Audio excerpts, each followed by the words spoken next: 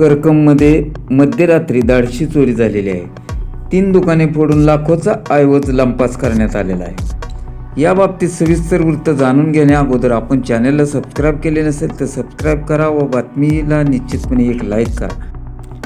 करकम येथील नेमतवाडी चौक परिसरात 13 ते 14 ऑगस्टच्या मध्यरात्री अज्ञात चोरट्यांनी धाडशी चोरी करत सलग 3 दुकाने फोडून रोख रक्कम, कृषी साहित्य, मोबाईल, केबल, मोटारी व इतर साहित्य असा लाखो रुपयांचा ऐवज लंपास केला. या घटनेमुळे व्यापाऱ्यांमध्ये भीतीचे वातावरण निर्माण झाले असून पोलिसांसमोर चोरट्यांना शोध घेण्याचे आव्हान उभे ठाकले आहे.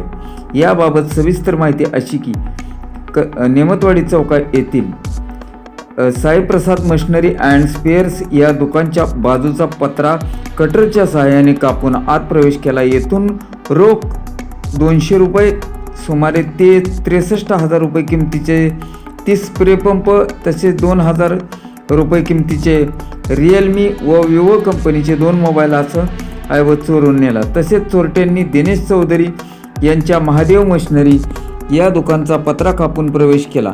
येथून 1,250 मीटर केबल याची किंमत 1,12,500 रुपये तर 31,000 रुपये किमतीच्या 2 सबमर्सिबल मोटारी तसेच 22,000 रुपये किमतीच्या 8 टिल्लू मोटारी तसेच 4,000 रुपये किमतीच्या DVR असा मोठ्या किमतीचा माल येथून लंपास करण्यात आला. त्यानंतर चोरट्यांनी आपला मोर्चा वळवला. सोमनाथ घाडगे यांच्या मेडिकल दुकानचे शटर उचकटून आत प्रवेश करण्यात आला. येथून रोख 1,500 रुपये आणि 1,600 रुपये किमतीचे बॉडी स्प्रे चोरीस गेले. एकाच रात्री सलग 3 दुकाने फोडून चोरी झाल्या कारणामुळे करकममधील व्यापाऱ्यांमध्ये तीव्र संताप व्यक्त होत आहे.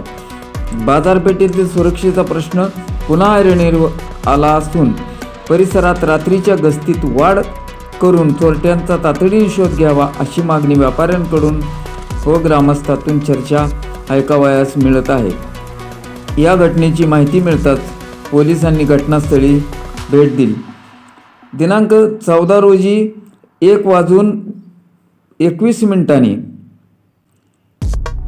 जळोली चौक परिसरातील बंडू मोरे, समाधान गुंड, अनिल आरकस यांच्या दुकानाबाहेर लावलेले CCTV कॅमेरे अज्ञात चोरट्यांनी कापण्याचा प्रयत्न केला. मात्र हा संपूर्ण प्रकार कॅमेऱ्यात आधीच कैद झाला असून त्यात तब्बल 7 संशयित चोरटे दिसून आलेले असले.